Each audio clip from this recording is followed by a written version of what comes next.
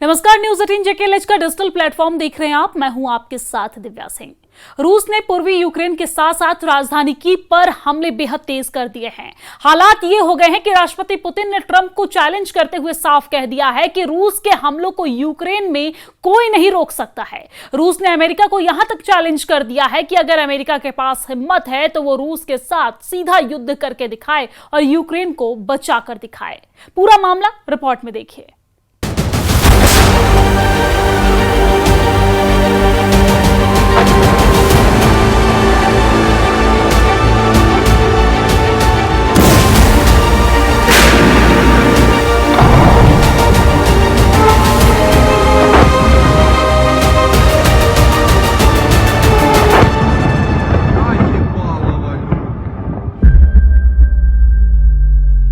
दस दिन में विश्व युद्ध। लगभग 42 महीने से रूस यूक्रेन जंग में पहली बार ऐसा लग रहा है कि अब रूस का सीधा युद्ध अमेरिका से होने जा रहा है। दावा किया जा रहा है कि राष्ट्रपति ट्रंप अगले 10 से 12 दिन में रूस पर बेहद सख्त कार्रवाई कर सकते हैं। दावे तो यहां तक किए जा रहे हैं कि रूस और अमेरिका के टॉप कमांडर अब बड़ी जंग की तैयारी कर रहे हैं और यही वजह है कि अब यूक्रेन युद्ध में खून खराबा बेहद खौफनाक होने लगा है। यूक्रेन की राजधानी कीव पर रूस ने पिछले 18 घंटों में बेहद भयानक और खूंखार हवाई हमले किए हैं। अकेले कीव में ही रूस ने 8 से ज्यादा यूक्रेनी नागरिकों को मार डाला है। वहीं दूसरी तरफ पूर्वी यूक्रेन में रूस ने बड़ी तेजी से अपनी सेना को कब्जा करने के आदेश दे दिए हैं। इधर यूक्रेन के राष्ट्रपति जेलेंस्की ने साफ कह दिया है कि पुतिन किसी भी कीमत पर युद्ध नहीं रोकेंगे और हर हाल में यूक्रेन पर कब्जा करने में जुटे रहेंगे। पिछले 18 घंटों में पोलैंड समेत बाल्टिक देशों लातविया, एस्टोनिया और लिथुआनिया भी यूक्रेन पर भयानक हवाई हमलों को देखकर युद्ध की तैयारी में जुट गए हैं। ट्रंप जहां रूस को दुनिया से अलग थलग करने में जुटे हैं, तो वहीं दूसरी तरफ रूस के साथ चीन, ईरान, उत्तर कोरिया के साथ 2 और देश जुट गए हैं। तो अब ट्रंप की दादागिरी और धमकियों का जंग के मैदान में जवाब देने के लिए जुट गए हैं।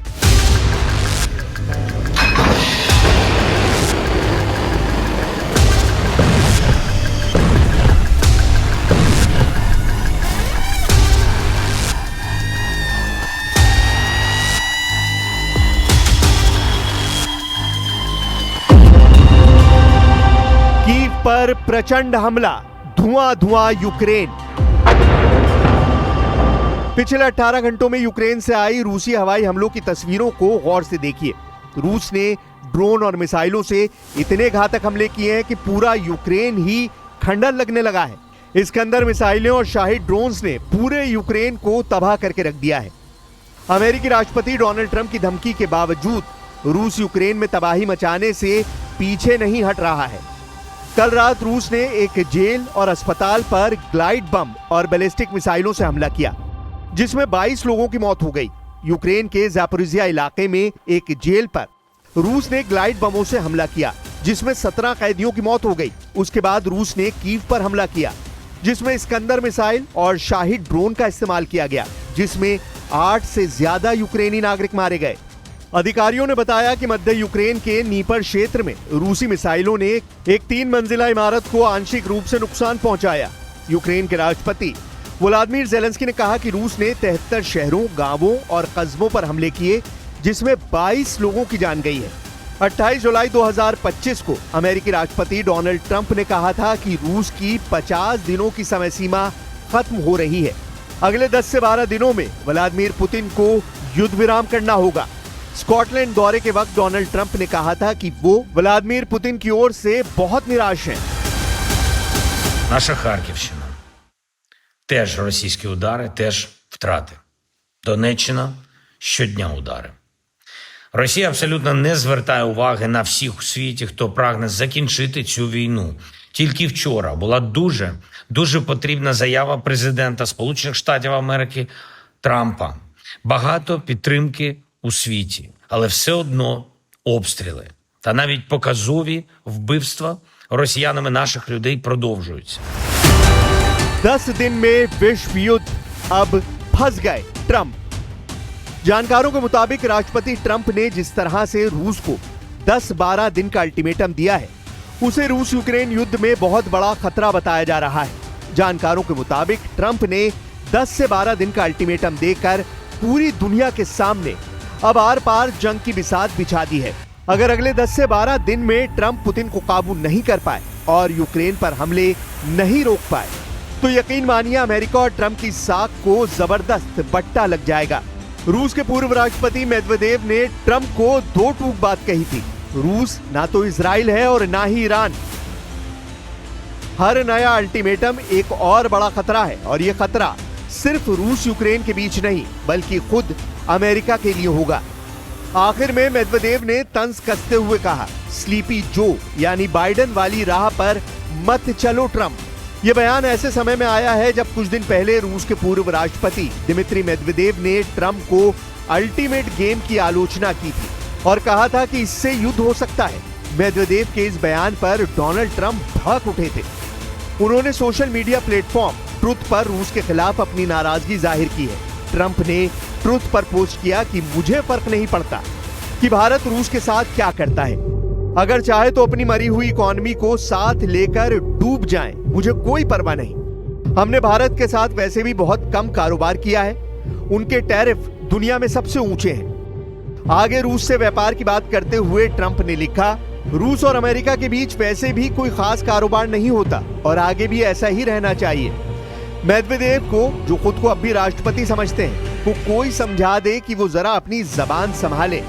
वो बहुत खतरनाक जमीन पर कदम रख रहे हैं। रूस के पूर्व राष्ट्रपति मेदवेदेव ने यहां तक कह दिया कि अगर ट्रंप रूस की इकोनॉमी को मरा हुआ कह रहे हैं तो याद रखें कि रूस के पास डेड हैंड सिस्टम है, जो अगर एक्टिव हो गया तो कई देश मारे जाएंगे।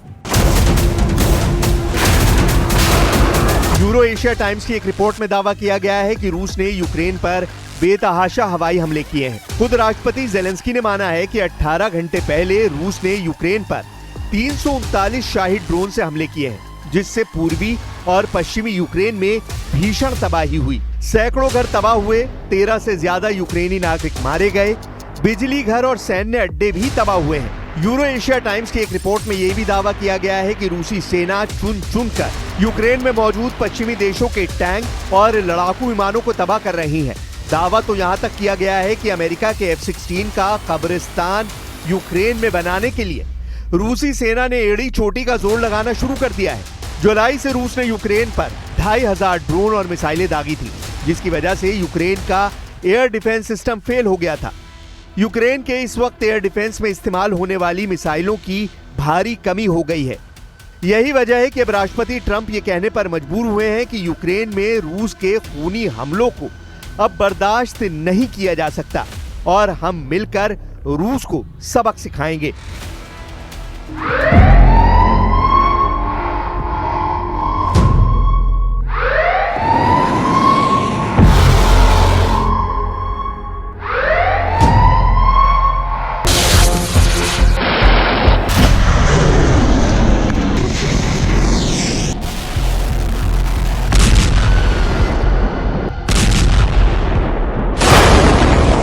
Well, I've been sort of letting people know I'm not happy about what's going on. It's a war that should have never happened. It should not happen now. They're losing. Now it's up. I've been saying 5,000. Now it's up to 7,000. Think of it, 7,000 people a week on both sides. 7,000 people, young, mostly military people, young souls are dead.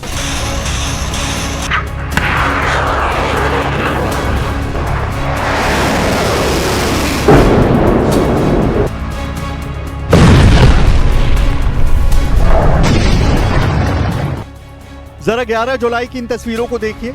अमेरिकी विदेश मंत्री Marco Rubio रूस के विदेश मंत्री Sergei Lavrov के पास आते हैं और फिर उनसे कुछ कहते हैं। स्थानीय मीडिया से जुड़ी रिपोर्ट्स में दावा किया गया है कि अमेरिका के विदेश मंत्री मार्को रूबियो ने सरगेई लैवरोव से जंग और तेज ना करने को कहा है, जबकि लैवरोव ने उनसे कहा कि जब तक रूस का स्पेशल मिलिट्री ऑपरेशन यूक्रेन में पूरा नहीं हो जाता है तब तक रूस हमले नहीं रोकेगा।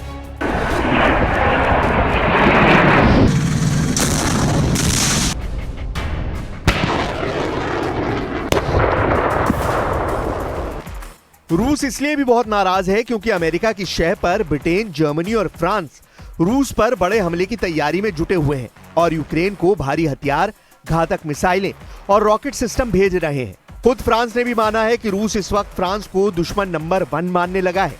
हम आपको बता दें कि फ्रांस के राष्ट्रपति मैक्रों कह चुके हैं कि हम यूक्रेन को जंग नहीं हारने देंगे, चाहे इसके लिए पूरे यूरोप को ही रूस से जंग क्यों न करनी पड़े।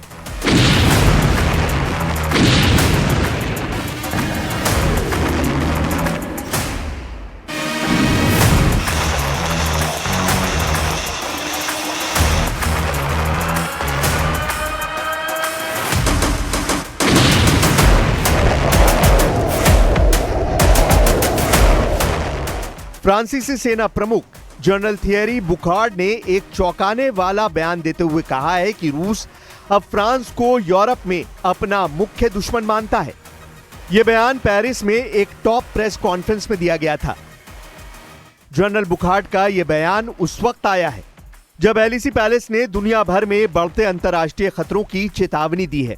थियरी बुखार्ड ने कहा कि यह धारणा रूस की ओर से इसलिए बनी है क्योंकि फ्रांस फरवरी 2022 में शुरू हुए पूर्ण रूसी आक्रमण के बाद से यूक्रेन का लगातार समर्थन करता रहा है।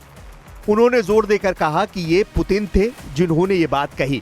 हालांकि फिलहाल फ्रांस की जमीन पर रूसी सैन्य हमले का कोई सीधा खतरा नहीं है, लेकिन जनरल बुखार्ड ने चेतावनी दी है कि पुतिन के पास हाइब्रिड युद्ध छेड़ने के कई विकल्प हैं।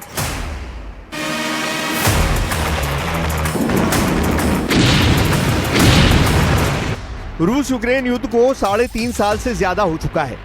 पुतिन का मिशन पूरी तरह से यूक्रेन पर फोकस्ड है और यही वजह है कि रूस ने 1250 दिन से ज्यादा की जंग में यूक्रेन को धुआं कर दिया है। पिछले 24 घंटे में जिस तरह के खौफनाक और खूनी हमले रूस ने यूक्रेन पर किए हैं, उसने ज़ेलेंस्की की बोलती बंद कर दी है। यूक्रेन के 51 से ज्यादा शहरों और गांवों पर भीषण हमला किया है। इस हमले में 20 से ज्यादा लोगों की जान चली गई और कई घायल हो गए। यूक्रेनी राष्ट्रपति वोलोदिमीर ज़ेलेंस्की ने इस हमले की निंदा करते हुए एक तीखा बयान जारी किया और अंतर्राष्ट्रीय समुदाय से तत्काल कार्रवाई की मांग की। ज़ेलेंस्की ने ट्वीट कर कहा, हमारी आपातकालीन टीमें लगातार जमीन पर काम कर रही हैं, जहां जरूरत है वहां लोगों को राहत दी जा रही है। ज़ेलेंस्की ने लिखा, रूसी हमले की भयावहता का अंदाजा इसी से लगाया जा सकता है कि रूस ने एक ही रात में लगभग 339 हमलावर ड्रोन से अटैक किए हैं। इसमें अधिकांश ईरान निर्मित शाहिद 136B ड्रोन थे, जिन्होंने यूक्रेनी इलाकों को तबाह किया है। इसके साथ ही रूस ने करीब 70 बैलिस्टिक और क्रूज मिसाइलों से भी विभिन्न शहरों पर हमला किया। यूक्रेनी वायुसेना के मुताबिक रूस ने 14 इस्कंदर M और KN-23 बैलिस्टिक मिसाइलों से हमले किए हैं। इसके अलावा 250 हमलावर शाहिद ड्रोन से हमले किए गए हैं। यूक्रेनी सेना का दावा है कि उसने यूक्रेन की 6 बैलिस्टिक मिसाइलों और 128 ड्रोन को मार गिराया। रूसी हमलों से यूक्रेन की राजधानी कीव समेत Zhytomyr, Khmelnytskyi, Ternopil, Chernihiv, Sumy, Odesa, Poltava, Dnipro, Mykolaiv, Kharkiv और चक्रासी क्षेत्र में भारी नुकसान हुआ है। У ніч на суботу було 339 шахедів.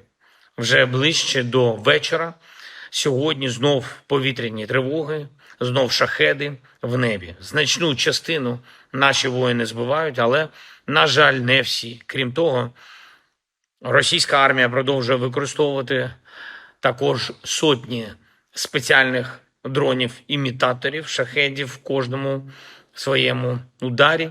Завдання цих дронів – перевантажити протиповітряну оборону та ускладнити збиття шахедів. Це їхній свідомий і підлий терор.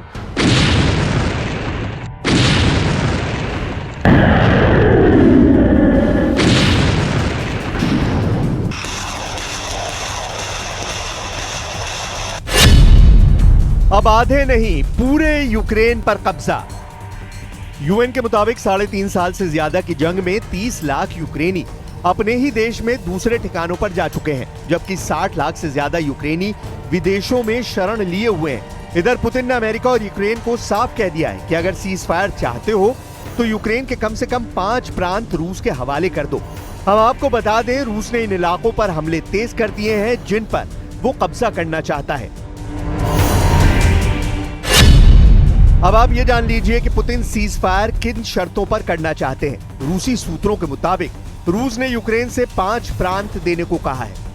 रूस जिन 5 जगहों से यूक्रेन की आर्मी को हटाने पर तुला है वो है डोनेस्क, खेरसोन, खार्किव, ज़ापोरिजिया और लुहांस्क। डोनेस्क एरिया में रशियन बोलने वालों का प्रतिशत ज्यादा है जो खुद को रूस के करीब मानते हैं। आखिरी सेंसस के मुताबिक डोनेस्क की लगभग 75% जनसंख्या रूसी बोलती है। वो कल्चरली भी रूस से जुड़े हुए हैं। इसके अलावा साल 2024 में क्राइमिया के रूस में विलय के बाद यहाँ के लोग खुलकर मॉस्को के सपोर्ट में आने लगे।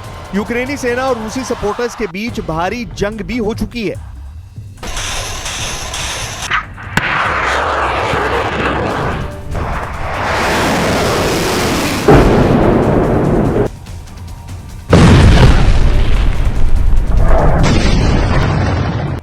अब ऐसे हालात में आप अंदाजा लगाइए, अगर रूस की तरफ से उत्तर कोरिया, ईरान और चीन भी जंग में उतर पड़ेंगे तो फिर अमेरिका और पश्चिमी देश रूस के खूनी हमलों से कैसे बच पाएंगे।